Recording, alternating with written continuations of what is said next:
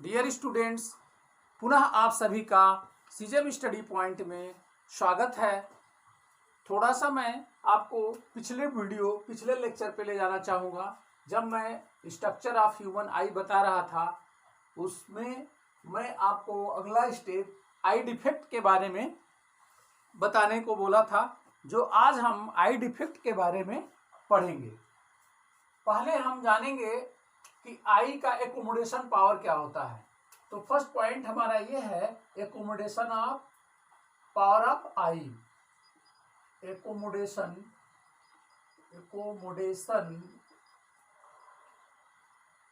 Of power of eye. Accommodation power of eye. आंख की समंजन क्षमता। आंख की समंजन क्षमता होती क्या है, इसको जानने के लिए जब मैं आपको आई स्ट्रक्चर बता रहा था, उस समय सिलेरी मसल्स का नाम आया था। सिलेरी मसल्स जो यूं होती हैं। थोड़ा सा हम फिर से डायग्राम रिकैप करते हैं आपको। ये होता है, यहाँ पे जब लेंस होता है, ये जो हमारा लेंस है, जो बाई कॉन्वेक्स लेंस होता है, ये सिलेरी मसल से दोनों तरफ से जुड़ा होता है। तो होता क्या है, ये सिलेरी मसल्स का काम है लेंस की साइज को छोटा और बड़ा करना, आवश्यकता अनुसार उसकी साइज को छोटा या बड़ा करना। इस छोटे और बड़े करने की प्रोसेस को, यानी इसी को हम कहते हैं एकोमोडेशन। अगर आंख की एकोमोडेशन क्षमता खराब हो जाती है, उस समय दृष्टि दोष उत्पन्न हो जाता है। तो जैसे ही एकोमोडेशन पावर खराब हो जाता है, यानी संसंजन क्षमता कमजोर हो जाती है, तो आई में डिफेक्ट आ जाता है। अब हम जानेंगे कि आई डिफेक्ट कहेंगे किसको। What is I defect? What is I defect? I defect क्या है? आई डिफेक्ट जब किसी व्यक्ति को आंख द्वारा किसी वस्तु का प्रतिबिंब या दृष्टता सही न दिखाई दे, अर्थात जब पावर ऑफ एकोमोडेशन क्षमता क्षीण होने के कारण उसके आंख द्वारा बनाया गया प्रतिबिंब जो रेटिना के आगे या पीछे कहीं भी बन जाता है, इस स्थिति में हम कहते हैं कि उसे दृष्टि दोष हो गया है, और इसे ही हम कहते हैं डिफेक्ट ऑफ आई। अब हम जानेंगे कि डिफेक्ट ऑफ आई कौन कौन से हैं। तो सीरियल से हम पढ़ते हैं कि डिफेक्ट ऑफ आई कौन कौन से हैं। तो डिफेक्ट ऑफ आई पढ़ने के पहले हम एक चीज और जानेंगे कि आई की पॉइंट होते हैं, 2 पॉइंट होते हैं आई के। एक होता है फार पॉइंट, आई पॉइंट होते हैं, आई पॉइंट। इसके 2 पॉइंट होते हैं। एक होता है फार पॉइंट, यानी दूर का वस्तु, दूर की वस्तु के लिए, दूर की वस्तु। और दूसरा होता है नियर पॉइंट ऑफ आई, यानी नजदीक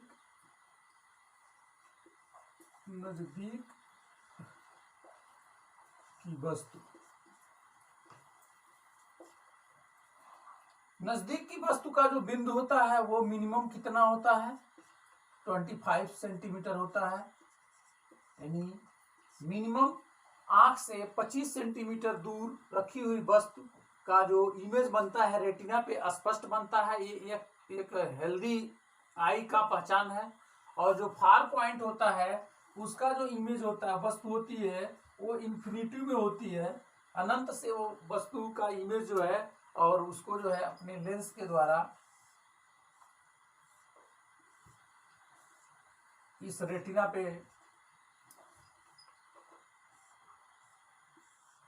पे बन जाता है। तो ये फार पॉइंट कहलाता है। यानी एक स्वस्थ, यानी हेल्दी आई का जो फार पॉइंट होता है वो इन्फिनिटी होता है, और हेल्दी आई का जो नियर पॉइंट होता है वो 25 सेंटीमीटर होता है। यानी 25 सेंटीमीटर की निकटतम दूरी पर रखी हुई वस्तु का प्रतिबिंब साफ साफ बनता है, और जिसको हम नियर पॉइंट ऑफ आई कहते हैं। अब इसके बाद आता है कि मनुष्य में दो आंखें क्यों होती हैं और इन दो आंखों के होने का फायदा क्या है, ये भी जानना जरूरी है। तो ह्यूमन के पास दो आंखें हैं और इन दोनों आंखों को अगर देखा जाए तो हेड फॉर हेड यानी सामने की तरफ दो आंखें बनी हुई हैं, और यही अगर जानवरों की बात करें तो जानवरों में उनके हेड के दोनों किनारे पर आंखें बनी हुई हैं। तो दोनों स्थितियों में मनुष्य की जो आंख है वो फ्रंट पे है, और जिसकी वजह से एक आंख की जो क्षमता है वो देखने की जो क्षमता है यानी दृष्टि परिक्षेत्र जिसको कहेंगे, विजन एरिया जो होगा 150 डिग्री होगा, 150 डिग्री होता है। अगर दोनों आंख के हेल्प से, दोनों आंख की मदद से देखा जाए तो जो विजन एरिया होता है यानी दृष्टि क्षेत्र होता है वो 180 डिग्री हो जाता है। इसका मतलब कि ह्यूमन आई 180 डिग्री परिक्षेत्र में वस्तु को वह साफ साफ देख सकता है, और मनुष्य के द्वारा जो इमेज क्लियर होता है वो 3D इमेज को भी, 3 डायमेंशनल फिगर को भी स्पष्ट देख पाता है। जबकि जानवरों में जो आंख होती है, आंख का सिचुएशन होता है वो साइड में होता है, एक लेफ्ट साइड एक राइट साइड होता है, लेकिन वो फ्रंट पे नहीं होता है, साइड में होता है, जिसकी वजह से उनका जो क्षेत्र होता है, दृश्य क्षेत्र होता है, वो काफी दूर तक होता है, जिससे वो शिकार को देख पाते हैं। ये क्लियर हुआ। उसके बाद हम आते हैं सीधे टाइप ऑफ आई डिफेक्ट, यानी आई डिफेक्ट कौन कौन से हैं। तो आई डिफेक्ट के नाम को पहले जान लिया जाए कि कौन कौन है आई डिफेक्ट। सीरियली में चलता हूं। पहला है मायोपिया, दूसरा है हाइपरमेट्रोपिया, तीसरा है hypermetropia second point, and third is presbyopia,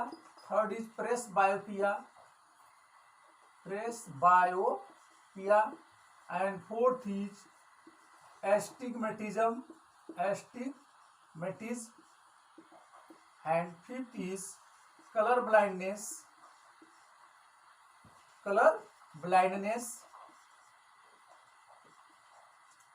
and last also cataract.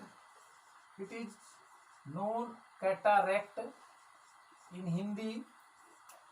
We can say मोतियाबिंद, इसको हम हिंदी में मोतियाबिंद कहते हैं, मोतियाबिंद।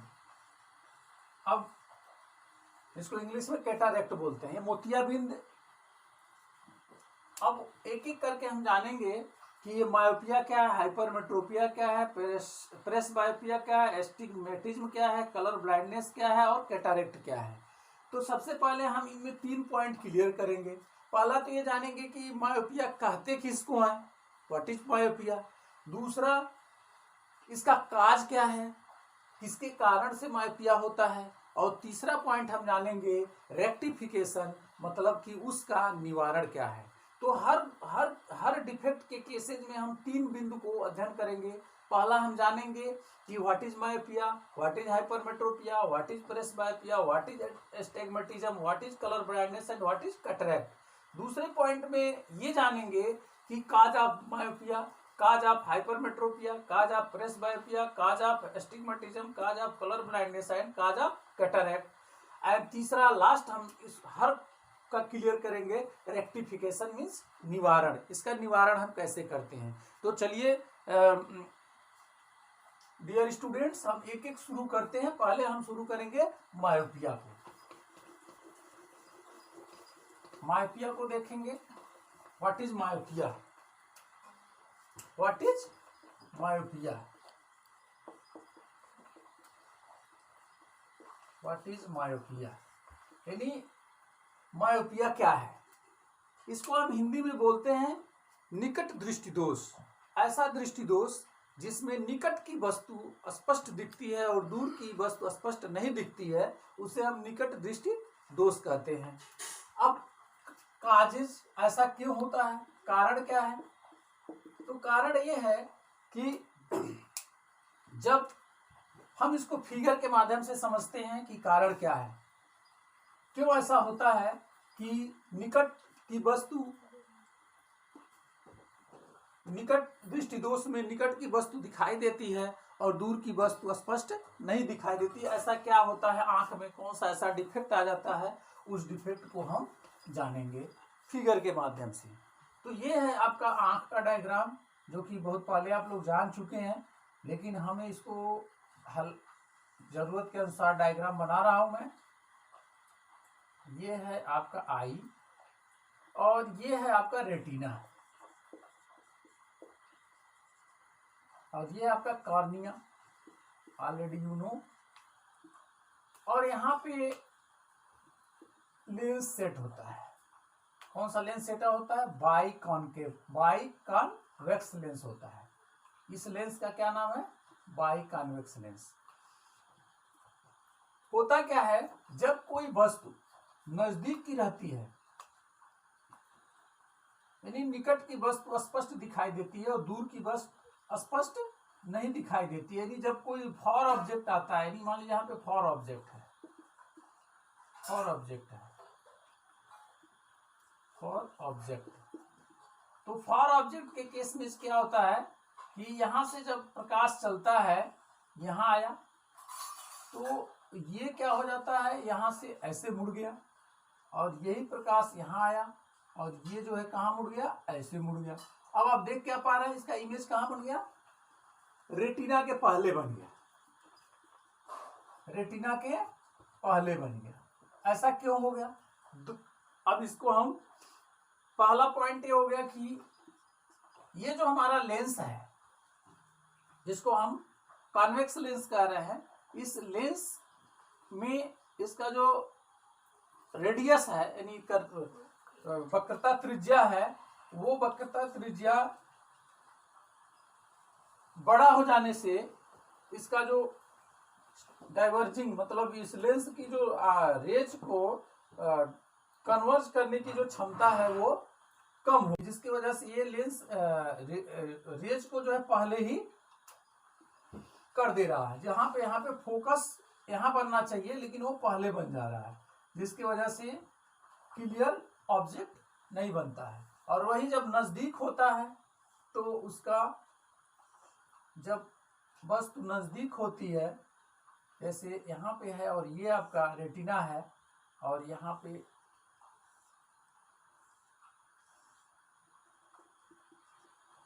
नजदीक की वस्तु के लिए यह रेटिना पे बन जाता है, तो यहाँ पे एक क्लियर इमेज बन जाता है, यहाँ पे क्लियर इमेज बनता है।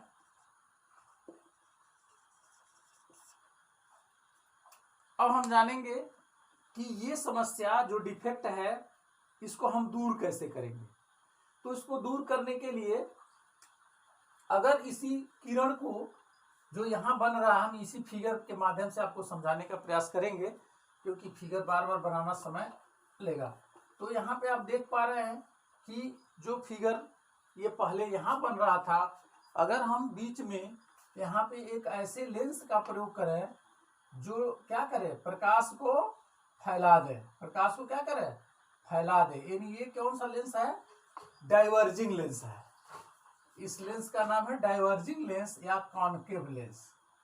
कौन सा लेंस है ये, कॉनकेव लेंस है।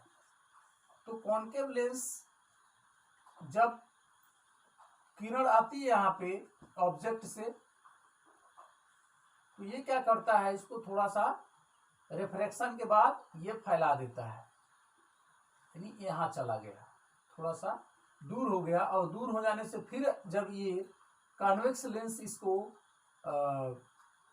डाइवर्ज करता है, तो ये आकर के थोड़ा आगे बन जाता है, जिसकी वजह से ये समस्या दूर हो जाती है और इमेज अब कहाँ बन गया, रेटिना पे बन गया। तो निवारण में पहला तो कॉजेज हो गया। कॉजेज में पहला लेंस की वक्रता त्रिज्या डिस्टर्ब, और दूसरा आई बॉल, दूसरा जो पॉइंट था आई बॉल, आई बॉल की साइज, आई बॉल की साइज बड़ी होने की वजह से, आई बॉल की साइज है आई बॉल का डायमीटर, जिसको डायमीटर कह सकते हैं, डायमीटर बड़ा होने के वजह से, बड़ा होने के कारण ये समस्या हो जाती है। तो पहला है ये लेंस का जो है वक्रता त्रिज्या, और दूसरा है आई बॉल का डायमीटर बड़ा होने के कारण। इन दो कंडीशन में ये समस्या हो जाती है, जिसको हम कहते हैं मायोपिया। अब इसको सही कैसे करते हैं, रेक्टिफिकेशन क्या है, तो रेक्टिफिकेशन मैं आपको पहले ही बता दिया। इसके लिए क्या करना पड़ता है, रेक्टिफिकेशन में by using concave lens, by using concave lens, by using concave lens, concave lens का प्रयोग कर लेंगे तो हम इस बीमारी से, इस डिफेक्ट को दूर कर पाएंगे। ओके, दूसरा पॉइंट हम पढ़ते हैं, सेकेंड इज है hypermetropia. Second is hypermetropia. What is hypermetropia? Hypermetropia इसको हिंदी में कहते हैं दूरदृष्टि दोष। क्या कहते हैं? दूरदृष्टि दोष। दूरदृष्टि दोष यानी दूर की वस्तु दिखाई देगी और नजदीक की वस्तु साफ साफ नहीं दिखाई देगी। इस कमी में ये हो जाता है दूरदृष्टि दोष। तो अब कारण क्या है, ऐसा क्यों होता है, इसको भी हमें डायग्राम के माध्यम से समझना पड़ेगा। ये आपका आई है, आई बॉल है, आई बॉल,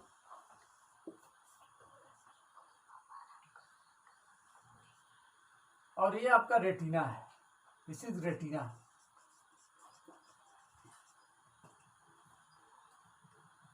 यहाँ पे कॉन्वेक्स लेंस है, सिलियरी मसल्स द्वारा जुड़ा होता है, ये कॉन्वेक्स लेंस है।